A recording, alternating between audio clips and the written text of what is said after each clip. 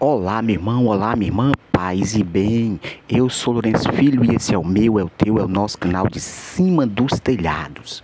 Hoje vamos refletir uma pregação maravilhosa, muito ungida por Deus, Padre Christian Shankar.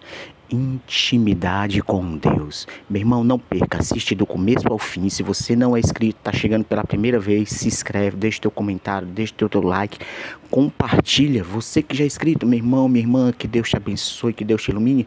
Compartilha, deixa teu like. Vamos anunciar o amor e a misericórdia do Pai, Cristo Jesus. E sem mais delongas, embora para a nossa pregação de hoje. Deus te abençoe, Deus te ilumine. Estamos reunidos em nome do Pai, do Filho e em nome do Espírito Santo. Amém. E como é que o ser humano perde a sua alma? Afastando-se da intimidade com Deus. Tendo prioridade para tantas coisas, menos para Deus. Gente, é impressionante como que as pessoas hoje têm intimidade com tudo e procuram intimidade com todos, mas menos com Deus. A palavra da onda, se assim posso dizer, está na crista da onda. É a intimidade, não é? As pessoas até brincam. Dá dinheiro, mas não dá intimidade, não. Você é um amigo de Deus? Teófilo, amigo de Deus. Deus, quando olha para você, Ele vê um amigo. Quando você está num processo de oração, quando você se coloca na presença do Senhor, quando você está buscando o Senhor, você o busca como um amigo, como aquele que te conhece, como aquele que você conhece. Santo Afonso Maria de Ligório vai dizer que nada é mais importante que a nossa intimidade com o Senhor. Você que tem o livrinho aí da Quaresma, você vai ver que o texto de hoje é Êxodo 33, versículo do 11 ao 23. Depois eu convido você a ler este texto, porém ficarei apenas no início para que você possa realmente entender esta intimidade como amizade, esta intimidade como proximidade e proximidade do coração. O Senhor se entretinha com Moisés face a face, como um homem fala com seu amigo. Meus irmãos, crie na sua cabeça, no seu coração, esta visão, esta maravilhosa experiência que Moisés tinha, que conversar, de estar face a face com o Senhor, e falava com Deus como fala ao seu amigo. Isso é muito importante. Deus era amigo de Moisés e Moisés era amigo de Deus. E aqui a pergunta que se coloca é: você é um amigo de Deus? Teófilo, amigo de Deus. Deus, quando olha para você, Ele vê um amigo. Quando você está num processo de oração, quando você se coloca na presença do Senhor, quando você está buscando o Senhor, você o busca como um amigo, como aquele que te conhece, como aquele que você conhece. Penso que esse versículo deve ser marcado na nossa Bíblia, é o versículo 11 do capítulo 33. O Senhor se entretinha com Moisés face a face, como um homem fala com seu amigo.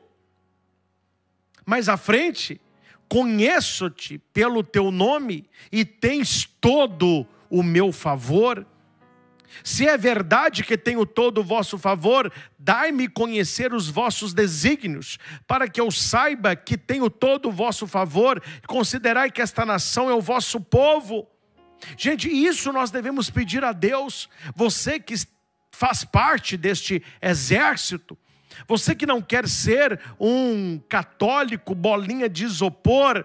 O que é isso, padre? Católico bolinha de isopor, só fica boiando, só fica boiando. Nós devemos sair da superfície e procurar águas mais profundas, criar raízes no coração de Deus, conhecer a Deus.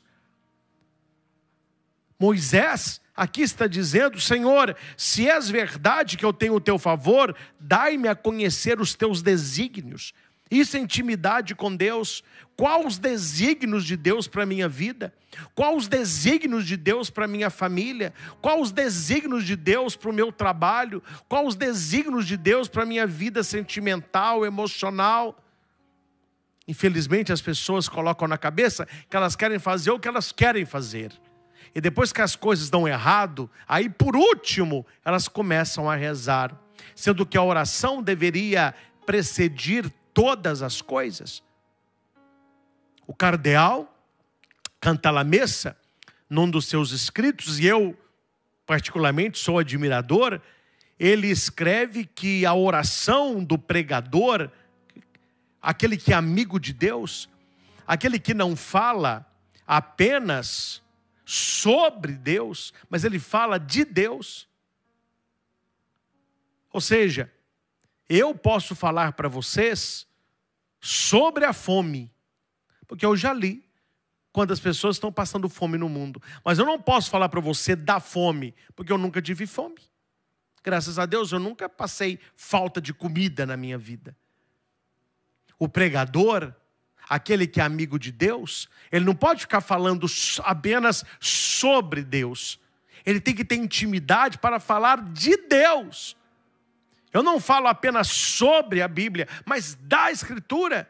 Porque eu conheço, eu tenho intimidade. Deus é meu amigo, Deus precisa ser o seu amigo.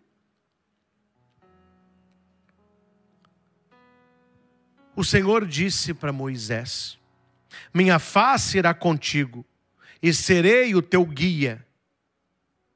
Moisés disse, olha que bonito: se vossa face não vier conosco, não nos façais partir deste lugar. Por onde se saberá que temos todo o vosso favor e o vosso povo? Deus disse, o que me pedes, falo-ei, porque tens todo o meu favor e te conheço pelo nome. Olha a intimidade de Moisés com Deus. Ele vai dizer, mostra-me a vossa glória. Mostra-me a vossa glória. E Deus respondeu, vou passar diante de ti.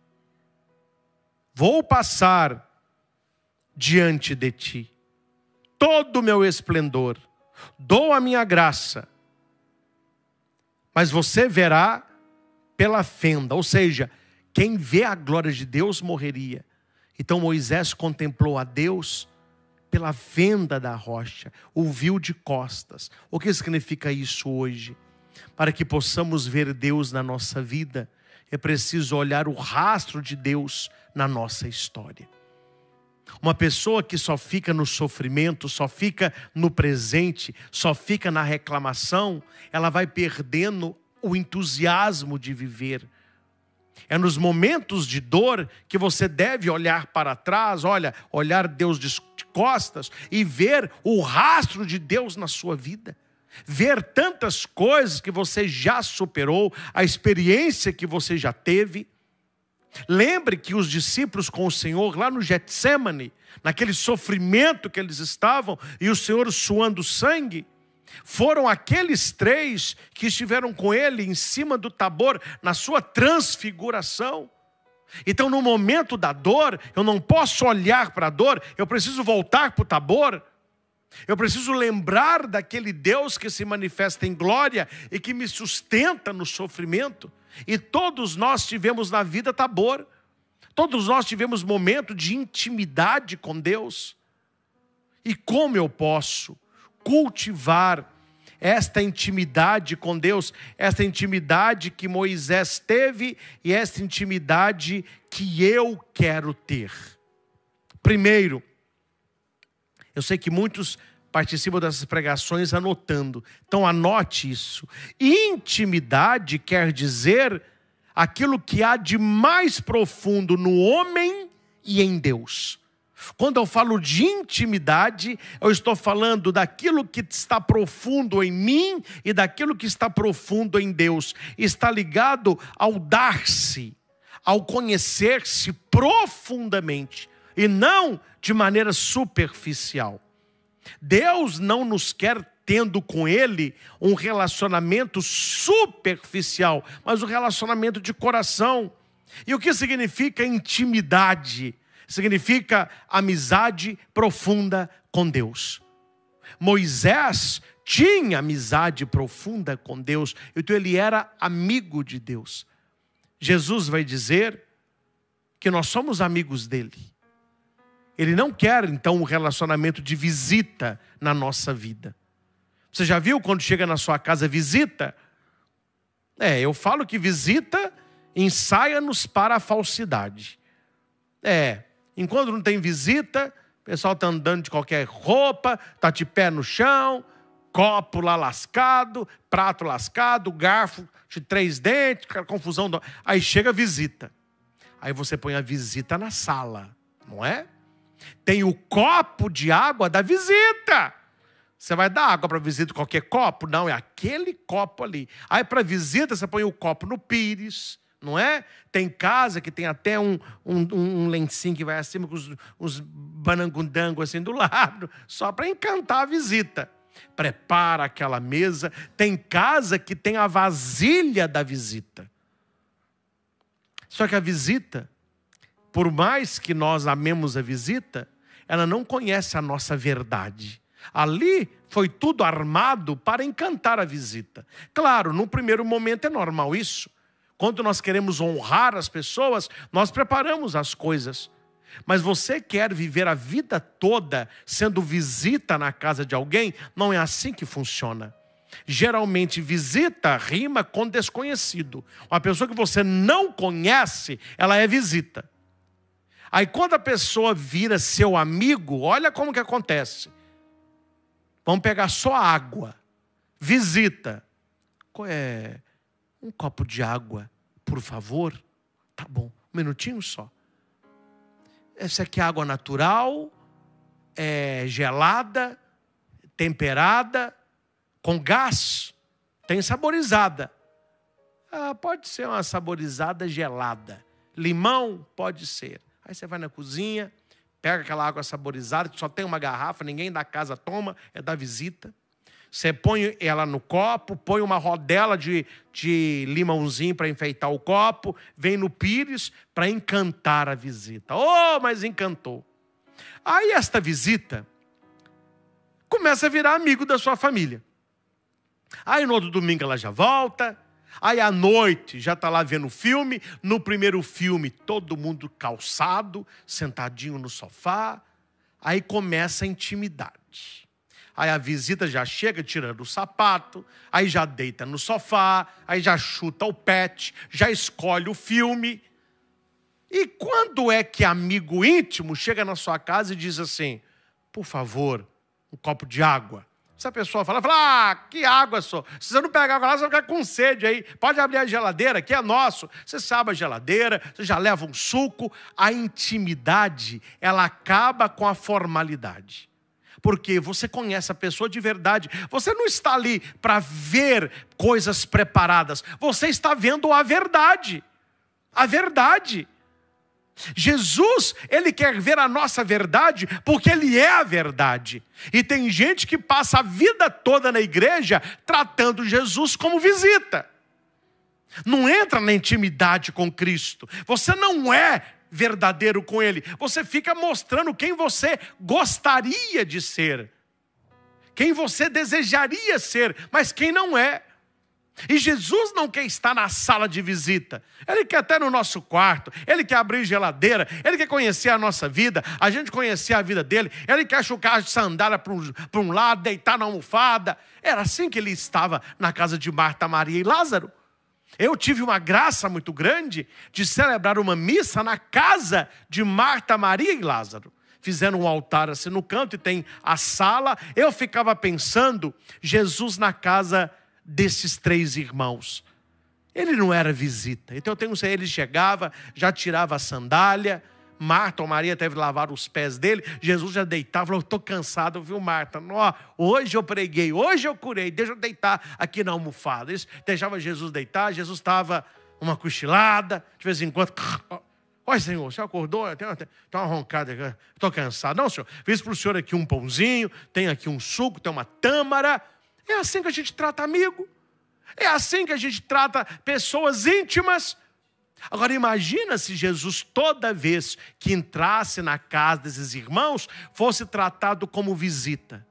Atenção, ninguém que quer ser amigo suporta ser visita a vida toda. Você se afasta de uma casa assim. Você está frequentando a casa, você vai ver filme, você vai almoçar, e as pessoas sempre te tratam com dedos. Quer dizer, elas não abrem, elas não baixam a guarda. Ou seja, você não tem intimidade. Deus quer que sejamos amigos. E amigo é aquele que sabe a nossa verdade. Você sabe que as pessoas mais perigosas na nossa vida são os nossos amigos? Oi, padre, por quê? Porque eles podem nos destruir. Porque somente os nossos amigos de verdade conhecem as nossas fraquezas. A visita não conhece. Os de fora não conhecem. Os amigos conhecem. E os amigos olham para a sua fraqueza não para de destruir, mas para de proteger. O Senhor quer nos conhecer para nos proteger, para nos amar, para estar com Ele. Quando Jesus chegou em Jerusalém, e lá do alto ele contemplou a cidade, ele disse assim: Jerusalém, Jerusalém, que mata os profetas, que apedreja os sacerdotes, quantas vezes eu quis te reunir debaixo da minha asa, como a galinha reúne os pintinhos e vós não quisestes. Você tem intimidade mais bonitinha que o pintinho com a galinha? Não sei se você já viu. Minas tem demais. Minas, você está andando na rua, você tropeça em pinto e frango. Tanto que o povo gosta. Aí é bonitinho, gente. A galinha choca, ela vai andando na frente, e ela vai ciscando, e vai ficando assim. Ela vai chamando os pintinhos. E ela vai ciscando para os pintinhos aprender a ciscar, e eles vão pegando o bichinho. E a galinha está atenta, ó. Quando chega alguém, um cachorro, um gato, a galinha abre a asa, ela faz assim. Os pintinhos todos entram debaixo da asa dela, e a galinha fica, ó. Jesus usou essa imagem. Foi Jesus quem usou essa imagem. Quantas vezes eu quis ser para você como a galinha que abrigava os pintinhos e vós não quisestes. É uma imagem de quê? De intimidade, de proximidade. Para que nós possamos dizer um dia, Gálatas 2:20, intimidade é você um dia poder chegar a dizer: já não sou eu mais quem vivo, é Cristo quem vive em mim. Olha a intimidade de Paulo com Jesus. Paulo olhava no espelho, ele não sabia se era Paulo ou se era Jesus. Espera aí, sou eu ou é Jesus? É Jesus ou sou eu? Tamanha a intimidade de Paulo. Agora não se esqueça, quando o assunto é intimidade, não é difícil, porque a iniciativa não é minha, a iniciativa é de Deus. Não sou eu que quero ser amigo de Deus, é Deus que já mostrou que Ele é meu amigo. E amor com amor se paga. Você quer ser, você quer ter amigo, seja amigo. Uma pessoa que se torna amigo, ele está mostrando que ele é amigo. Quando você trata o outro como amigo, a amizade vai surgir. Jesus nos trata como amigos porque Ele nos quer amigos. E se Ele nos trata como amigos, a amizade ela vai nascer. Ela vai nascer. Quando alguém me diz nas confissões, no aconselhamento: padre, eu me sinto tão sozinho, eu queria ter amigos. Eu falo: então seja amigo. Seja amigo. Amizade não se faz. Eu acredito que a amizade se reconhece. Você vai reconhecendo as pessoas que gostam de você. As pessoas que se preocupam com você. Eu orientei há pouco, lá em Divinópolis, uma moça muito vergonhosa, muito solitária. Eu falei com ela: olha, se você quer ter amiga, seja amiga. Você vai passear, traga uma lembrancinha para essa colega. É seu aniversário, chame. Ela ficou meio acanhada, mas vamos lá, né? Uma noite lá, fez uma pizza, chamou 2 coleguinhas dela, que ela gosta muito, elas foram. Aí, como elas foram na casa dela, no outro final de semana: olha, esse final de semana é na minha casa, então você vem para cá. Ela já foi. No outro final de semana foi na casa da terceira, aí foi aniversário de uma, hoje são 3 grandes amigas. Porque a amizade tem que ter alguém que tome a iniciativa. E quando nós falamos de espiritualidade, a iniciativa não é nossa, a iniciativa é de Deus. Ele nos quer amigos. Gênesis 3, 8 a 9, Adão e Eva, né? Ouviram a voz do Senhor Deus, que passeava pelo jardim, e esconderam-se Adão e sua mulher da presença do Senhor, entre as árvores do jardim. E chamou o Senhor Deus a Adão e disse: onde estás? Essa pergunta é muito importante. Deus, ele vê que Adão não está, ele está escondido, e Deus pergunta: onde estás? Deus, ele sente falta de mim. Deus tem saudade de você. Deus continua perguntando: onde estás? Até que a plenitude vem com Jesus Cristo. João 15, do 15 ao 16, já não vos chamo de servos, porque o servo não sabe o que faz o seu senhor, mas eu chamei-vos de amigos, porque vos dei a conhecer tudo que ouvi do meu Pai. Olha aí, o conhecer vai gerar amizade, intimidade. Não fostes vós que me escolhestes, mas fui eu que vos escolhi. A iniciativa é de Deus. Deus está dando o primeiro passo para que você dê o segundo. Deus quer ser seu amigo. Guarde isso, anote isso. A iniciativa é dele. E o mais bonito que nós escutamos já em Êxodo 33, 11. Jesus, ele falava com Moisés face a face, como um homem fala a seu amigo. E qual é a palavra base para a amizade? Quem quer ter um amigo, é preciso disponibilizar tempo. Não se ama aquilo que não se conhece. Veja que seus melhores amigos são aqueles que você passa tempo com eles. Ah, padre, eu tenho um grande amigo. Quem é? Eu não conheço ainda não, porque a gente não tem tempo um para o outro. Mas eu tenho um grande amigo. Por exemplo, você nem sabe quem é, mas está achando que tem. A amizade, ela acontece quando nós liberamos tempo. Tempo para estar com esta pessoa. Aí quando você gosta de alguém, você quer estar com esta pessoa. Aí você começa a passear com ela. Você vai para a casa dela, vocês começam a fazer coisas juntos. Aí um passando tempo com o outro, vai surgindo a amizade. Vai surgindo a amizade. São Basílio Magno, ele vai dizer: o Espírito Santo é aquele que cria intimidade com Deus. E o que o Espírito quer da nossa alma é tempo para Deus. Olha que bonito. São Basílio Magno. Como que a pessoa quer ter intimidade com Deus se ela não tem tempo de Deus? Você quer ter intimidade com Deus, mas o seu tempo é pouco para pet. O seu tempo é pouco para celular. O seu tempo é para assistir série. O seu tempo é para passear. Você não tem tempo para Deus. Como que a pessoa que não tem tempo para Deus vai ter intimidade com Deus? Então uma coisa não dá certo aí. Então comece a rezar mais. Comece a ter tempo para Deus. Padre, quanto tempo? Para começar, que sejam 5 minutos, mas que sejam 5 minutos de Deus. 5 minutos de Deus. Porque aquele que ama terá tempo para o amado. Não se tem intimidade com Deus, não se tem tempo para Ele.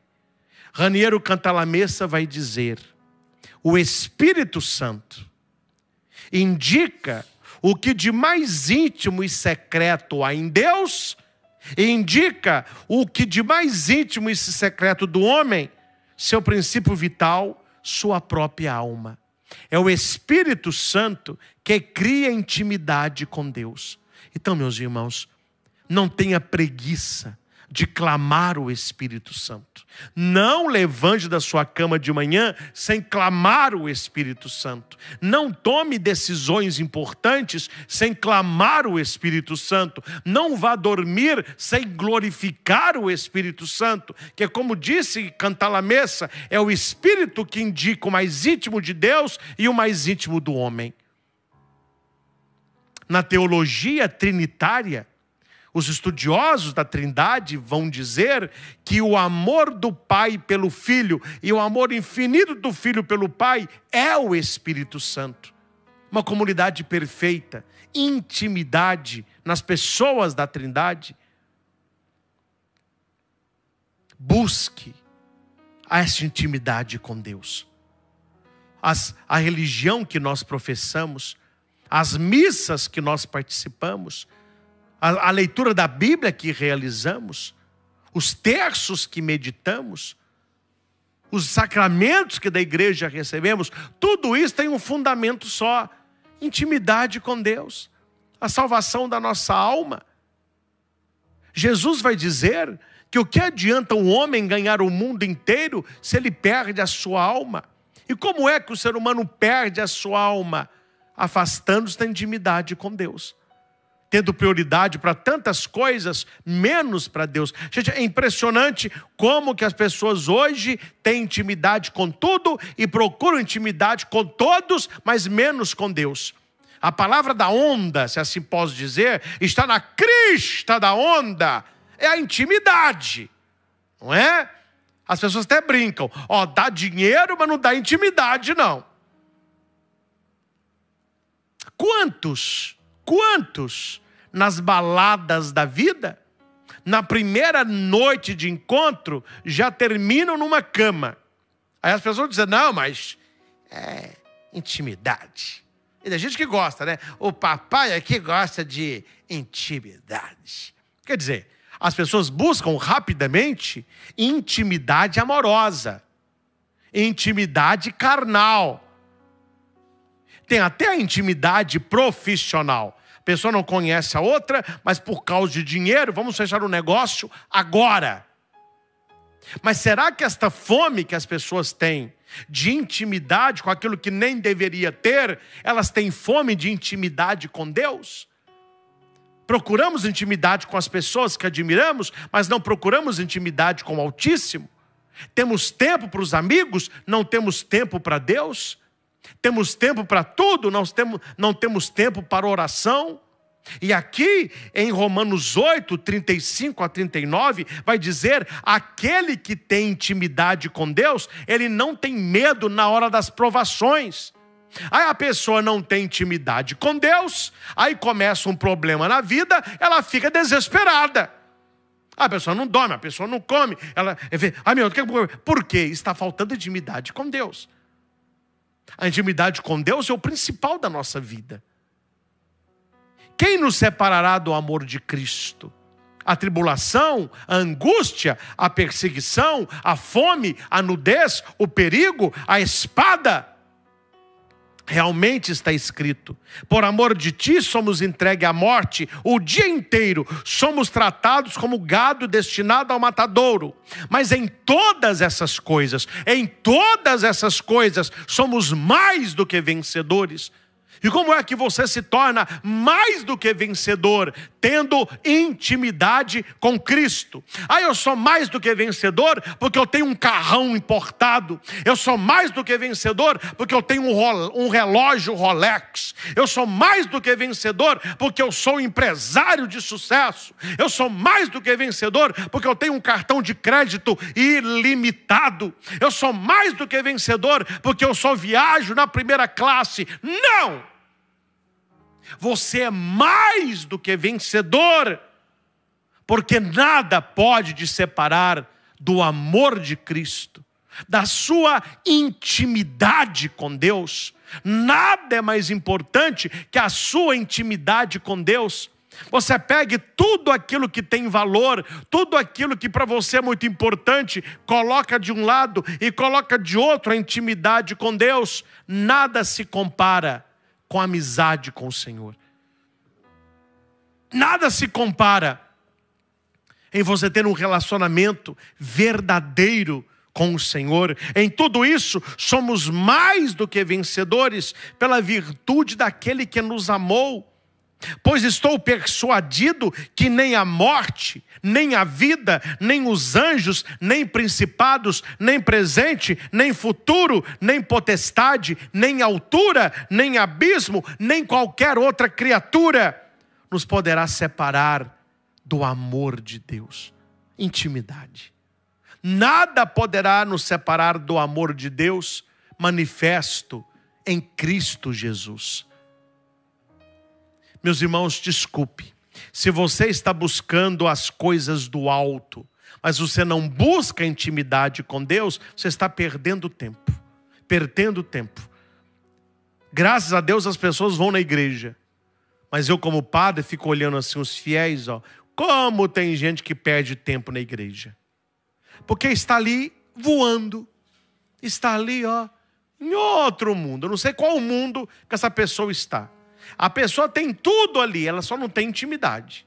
Ela masca chiclete, ela mexe no celular, ela cochila, ela critica a roupa da mulher, fala da barba do homem, fica olhando o relógio. Está notícia de tudo. Ela só não está notícia da intimidade dela com Deus. E este é o mais importante. E aqui, meus irmãos, o coração da mensagem desta noite. Não há intimidade maior com Jesus Cristo do que unir a nossa alma com Ele. E a pergunta é, como que isso acontece? Pela Eucaristia. A nossa meta é buscar esta união com Jesus no Santíssimo Sacramento. Diz São Dinis, o Areopagita, que o efeito principal do amor é procurar a união com o objeto amado. Exatamente para se unir com as nossas almas, foi que Jesus instituiu a Sagrada Comunhão. Eu sou sacerdote. A minha intimidade com Jesus, acima de todas as outras coisas, se dá pela Eucaristia. É na Eucaristia que eu me uno a Jesus Cristo e que Ele se une a mim. Jesus Cristo quer ser todo de quem o recebe. Jesus Cristo quer ser todo de quem o recebe. E nós precisamos ser todo dele. A minha pergunta para você que está conosco é: existe intimidade maior? Existe intimidade maior com Deus do que quando nós comungamos, quando nós recebemos a Sagrada Eucaristia? Jesus deseja que o seu coração seja um coração só com o nosso. Jesus, manso e humilde de coração, fazei do nosso coração, fazei do meu coração semelhante ao vosso. Como que isso acontece? Na hora da comunhão. Quando você comunga, o coração de Jesus bate no seu coração. O sangue de Jesus passa pelas suas veias. O Senhor se torna uma só coisa com você. Você já viu na hora da missa, quando o padre está preparando o altar, e ele coloca no cálice o vinho, e ele pinga uma gotinha de água dentro do cálice? Você já observou isso? Naquele momento, o vinho simboliza Jesus Cristo e a gotinha de água, eu, você. Cada pessoa que está na missa é aquela gotinha de água colocada dentro do vinho. E depois disso, meus irmãos, nem o maior cientista do mundo consegue tirar esta gota de dentro do vinho. Porque aquela gota de água, ela será vinho. Tem intimidade maior? Tem intimidade maior? Para o sacerdote, o momento emocionante da consagração, quando o padre deita o cálice um pouquinho e ele vai dizer as palavras consagratórias: tomai todos e bebei, este é o cálice. Quando eu olho dentro do cálice, ali está o sangue do Senhor. Mas o reflexo que eu vejo não é o rosto de Cristo, é o meu rosto, refletido no sangue do Senhor. Ali o padre pode dizer: não sou eu mais quem vivo, é Cristo quem vive em mim. e pela intimidade com Deus, nós poderemos dizer como São Paulo: combati o bom combate, terminei a minha carreira, guardei a fé. Isso é intimidade. Nós precisamos buscar essa intimidade com o Senhor. Na comunhão, Jesus une-se à nossa alma e a alma com Jesus. E esta união não é de mero afeto, mas verdadeira e real. Quem vai refletir isto é Santo Afonso Maria de Ligório, doutor da igreja. A nossa união com Jesus Cristo na comunhão não é uma oração emocional. Eu comunguei. Eu estou sentindo alguma coisa. Meu Deus, nossa, que delícia. Glória, eu estou emocionado. Papai. Não, isso é só emoção. Mas eles vão dizer, e Santo Afonso vai dizer, que a nossa união com Jesus Cristo, ela não é emocional. Eu estou sentindo como um gay, glória. Não. É uma união real. Quando eu recebo a hóstia consagrada, eu estou em Jesus e Jesus está em mim verdadeiramente. Ele vai dizer, não é uma união de afeto, é uma união real. Então, quando você for à missa e você se levantar para comungar, você se levante se você quiser intimidade com Jesus. Ali é um ato de intimidade. O Senhor vivo na Eucaristia, Ele vai para o seu coração. Para o seu coração. São Cirilo de Alexandria vai dizer: como dois pedaços de cera derretidos se misturam, assim o que comunga se torna uma só coisa com Jesus Cristo. Se não contar historinha, não é o Padre Christian, não é? Hoje em dia não mais, porque procissão sobe, procissão desce, o boteco está aberto, o som ligado e o povo bebendo. Mas até pouco tempo, até aqueles que não acreditavam tinham respeito. A procissão apontava na esquina, era aquele corre-corre, era guardando garrafa de cerveja, guardando aquelas mesas de metal e põe cadeira para dentro. Eles abaixavam as portas e abaixavam o som. A hora que a procissão passava, o bar voltava a funcionar. Aí na sua cidade não era assim? Era assim. Mesmo aqueles que não estavam participando, eles tinham esse respeito de abaixar a porta. A história é sobre isso. Num dia de Corpus Christi, estava subindo a rua a procissão. O dono do bar olhou, católico, né? O tal do não praticante. Opa! Vem a procissão do Santíssimo. Guarda as mesas, gente. Foi aquele corre-corre. Guardando mesa, guardando cerveja, guardando garrafa de Heineken. Pega a Heineken, vamos guardar. Pega o torresmo, pega o... Ai, gente, guarda a farofa. Olha a farofa. Guarda a farofa. Era assim, uma confusão. Aí desceram a porta do bar. E tinha uma criancinha, que era filho do dono do boteco. Ele, debaixo da porta, ajoelhou e ficou assim, com a mãozinha, olhando a procissão passando assim. Aí a procissão passando, ele com a mãozinha posta assim. Aí pronto, a procissão passou. Aí abriu a porta, o boteco voltou para funcionar. Terminada a missa, está descendo uma senhora que era ministra da comunhão. A hora que o menininho olhou aquela senhora, o menino falou: pai, guarda a mesa, guarda as garrafas, guarda a farofa, desce a porta. Aí a mulher falou assim: que isso, menino? Para vir até que estava certo, mas que palhaçada é essa? O menino disse: não, porque quando a procissão subiu, Jesus estava no ostensório. A senhora não foi à missa? Fui, estou saindo de lá. A senhora não comungou? Comunguei. Pois é, a gente guardou tudo e fechou a porta, porque Jesus está passando agora, só que agora está no teu coração. O Jesus que subiu no ostensório, ele está passando aqui de novo no teu coração. O que a criança sabia? Que o momento da comunhão é a intimidade maior com nosso Senhor Jesus. Guarde o que disse São Diniz, o Areopagita. Quando alguém comunga, se torna uma só coisa com aquilo que se recebe. Como a cera se une, São Cirilo de Alexandria.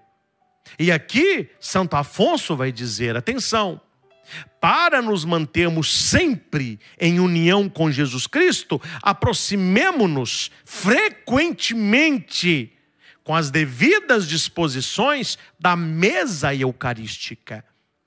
Porque se por um lado a comunhão é salvação, por o outro é condenação. Aquele que comunga indignamente está comungando a própria condenação. Então nós temos que buscar uma vida de santidade para comungarmos sempre, sempre, buscando esta união com o Senhor. E aqui ele está falando para o padre, para o ministro ordenado. Olha o que ele está dizendo, olha que coisa. E se és diretor de almas, exorta as tuas dirigidas à comunhão frequente. Costumava o bem-aventurado João de Ávila dizer que os que censuram as pessoas de frequentar a comunhão fazem o papel do demônio, que tem grande ódio a este sacramento, porque dele as almas recebem o fervor para progredirem na perfeição. Quando comungamos, afiguremo-nos que Jesus Cristo nos diz, no dia lá para sua serva Margarida: vê, minha filha, a bela união entre nós, pois ama-me, fiquemos sempre unidos no amor e nunca mais nos separemos pela sagrada comunhão. Cuidado, porque hoje eu vejo que nós temos extremos. Um extremo, a pessoa comunga de qualquer jeito. Ela vai à missa, comunga. Está em pecado mortal, comunga. Não pode comungar, estou comungando. E temos o outro extremo. Qualquer coisa, eu não comungo. Uma coisinha pequena, eu não comungo. Santo Afonso está dizendo, parafraseando o bem-aventurado João de Ávila: os que censuram as pessoas de frequentarem a comunhão mais vezes fazem o papel do demônio, que não quer que a pessoa comungue para ter uma vida virtuosa. E finalizo, meus irmãos, com um testemunho de intimidade. Estamos falando de intimidade. Só quando eu falo de Moisés, aqui para nós, está bem longe, né? Moisés foi amigo de Deus. Quanto tempo tem que Moisés passou por essa terra? Misericórdia. Mas nós temos aqui um amigo de Deus de hoje. Alguém que tinha intimidade com Deus hoje. Tinha intimidade com a Eucaristia. E para nós, sacerdotes ordenados, se transforma num exemplo a ser seguido. O cardeal Vantuan. E eu quero finalizar esta noite com o testemunho dele. Eu rogo a Deus que eu seja um padre assim, íntimo de Jesus Cristo e da Eucaristia. Eu posso perder tudo, mas o padre não pode perder a sacralidade do altar, o amor à Eucaristia, o zelo pela Eucaristia. Escute isso. Testemunho dele. Quando fui preso em 1975, um angustioso questionamento se apoderou de mim. Poderei ainda celebrar a missa? Olha, o cardeal sendo preso, ele não está preocupado com nada. Tem cama na cela? Tem banho quente? Tem comida? Tem? Não, ele está preocupado. Eu vou poder celebrar a missa? Foi a mesma pergunta que mais tarde os fiéis me fizeram. De fato, logo que viram, perguntaram-me: mas o senhor pôde celebrar missa? No momento em que tudo veio a faltar, a Eucaristia passou a ocupar o primeiro lugar dos meus pensamentos. O pão da vida. Em todas as épocas, especialmente nos momentos de perseguição, a Eucaristia foi sempre o segredo da vida dos cristãos. Nós vamos viver momentos de perseguição. E quem vai nos dar força é a Eucaristia. Quem vai nos dar sede e fome de santidade é a Eucaristia. Quem nos manterá de pé é a Eucaristia. Eu falo como padre. Ai do padre que se descuidar da Eucaristia. Ai do padre que virá um funcionário do altar. aí ele vai perder a intimidade com Cristo eucarístico, aí vai se preocupar com tantas outras coisas, deixando o zelo eucarístico. Eusébio de Cesareia recorda aos cristãos a não deixarem de celebrar a Eucaristia, mesmo na provação, mesmo na perseguição. Quando fui preso, ele dizendo, o cardeal, tive de ir imediatamente e de mãos vazias. Atenção, no dia seguinte, deixaram-me escrever uma carta, pedindo coisas urgentes, roupa, pasta de dente, etc. Escrevi: por favor, mandem-me um pouco de vinho como remédio para as minhas dores no estômago. Os fiéis logo entenderam o que ele queria. Pegaram um vidrinho pequeno, colocaram o vinho canônico, vinho de missa, e mandaram. Mandaram um frasco de vinho para a missa, com uma etiqueta no vidro: remédio para dores no estômago. E algumas hóstias escondidas numa tocha para proteger contra a umidade. Um vidrinho de vinho, umas hóstias escondidas. A polícia me perguntou, esse é o cardeal Vantuan contando: o senhor sente dores no estômago? Eu, com a mão no estômago, respondi: sinto. Aqui está um pouco de remédio para o senhor. A minha alegria naquele instante foi inexprimível. Todos os dias, com 3 gotas de vinho e uma gotinha de água na mão e um pedacinho de hóstia na outra, eu celebrava a Santa Missa. Todas as vezes tinha a oportunidade de estender as mãos e pregar-me na cruz com Jesus, de beber com ele o cálice mais amargo. Todos os dias eu recitava as palavras da consagração, confirmava com todo o coração e com toda a alma um novo pacto, um pacto eterno entre eu e Jesus, mediante o seu sangue misturado com o meu. A Eucaristia tornara-se para mim e para os outros que eram cristãos uma presença escondida que nos dava coragem em meio às dificuldades. Jesus na Eucaristia era adorado clandestinamente pelos cristãos que viviam comigo. No campo de reeducação, estávamos divididos em grupos de 50 pessoas. Dormíamos sobre o mesmo teto, onde cada um ocupava o espaço de 50 centímetros. Conseguimos fazer com que estivessem sempre comigo 5 católicos. Às 21h30 era obrigatório apagar a luz e todos devíamos dormir. Neste momento, eu me curvava sobre a cama para celebrar a missa, recitando tudo de cor. E em seguida, distribuía a comunhão, passando a mão por debaixo do mosquiteiro. Chegamos até mesmo a fabricar saquinhos com o papel do pacote do cigarro para guardar o Santíssimo Sacramento e levá-lo aos demais. Jesus Eucarístico estava sempre comigo no bolso da camisa. Na hora do intervalo, com os meus companheiros católicos, aproveitávamos para passar um saquinho a cada um dos 4 grupos de prisioneiros. Todos sabiam e cochichavam: Jesus está no meio de nós. Durante a noite, os prisioneiros se alternavam, fazendo turnos de adoração ao Santíssimo Sacramento. Jesus era ajuda inimaginável com a sua presença silenciosa. Muitos cristãos presos e que tinham perdido a fé voltaram fervorosos na fé.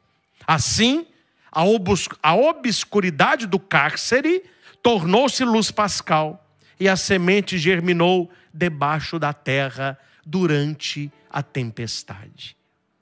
Meus irmãos, com esse belo testemunho, nós finalizamos essa partilha. Não há intimidade maior com Deus do que a intimidade com a Eucaristia. O Instituto tem passado isso para você. Às 4 da manhã, no rosário da madrugada, Jesus no altar. O terço do combate, Jesus no altar. Adorar o Senhor. Hoje nós não estamos presos. Nós não temos que pôr Jesus num saquinho de um maço de cigarro. Nós temos Jesus hoje na beleza do ostensório, nas nossas igrejas tão bonitas, feitas para o Senhor. E quantas pessoas fogem desta presença. A graça que eu peço para você esta noite é que você busque intimidade com Deus, buscando intimidade com a Eucaristia. O pedido que eu peço a Deus para todos os padres, e para mim de maneira especial, que eu possa amar Jesus Eucarístico como amou o cardeal Vantuan, trazendo no seu bolso da camisa uma partícula pequenina, celebrando nas mãos com 3 gotinhas de vinho, 1 gotinha de água, 1 pedacinho de pão, o santo sacrifício. Na vida de um padre pode faltar tudo, só não pode faltar o amor à Eucaristia. Meus irmãos, enquanto houver um altar, enquanto houver um sacerdote, enquanto houver vinho, água e pão, há esperança para o mundo. A Eucaristia é presença real. Você deseja muitas graças? Visite o Santíssimo Sacramento muitas vezes. Você deseja poucas graças? Visite o Santíssimo Sacramento poucas vezes. Você não precisa de graça nenhuma? Não visite o Santíssimo Sacramento. Que Jesus Cristo seja a nossa força, que Jesus Cristo seja a nossa luz. Não o percamos no Santíssimo Sacramento. Não há intimidade maior com Deus do que recebê-lo na Santíssima Comunhão. Peçamos ao Senhor a sua bênção, que tenhamos um sono restaurador, que ao dormir o nosso corpo não cochile a nossa alma. E a partir do testemunho do cardeal Vantuan, que a cada missa que você participar, louve muito a Deus por você poder ter acesso livre ao Santíssimo Sacramento. Durante muito tempo, ele e católicos com ele mantiveram a fé com pequenas migalhas de pão e pequenas gotas de vinho. Mas era Jesus, Eucaristia. Ali faltou tudo, só não faltou o Senhor. E quem ao Senhor possui, tudo tem. Que o Senhor nos abençoe por intercessão da Santíssima Virgem Maria e de São José. Em nome do Pai, e do Filho e do Espírito Santo. Amém. Louvado seja nosso Senhor Jesus Cristo, para todos sempre seja louvado. Meu irmão, minha irmã, espero que você tenha gostado muito dessa formação. Dessa catequese. Que Deus abençoe grandemente este grande padre, Padre Christian Shankar. Créditos, Padre Christian Shankar, no YouTube, canal Luz e Vida Oficial. Se você não conhece, conheça o canal do Padre Christian Shankar, Luz e Vida Oficial. E a descrição desse vídeo aqui dele eu vou deixar no link, tá bom? Que Deus te abençoe, que Deus te ilumine, muita paz e muita saúde.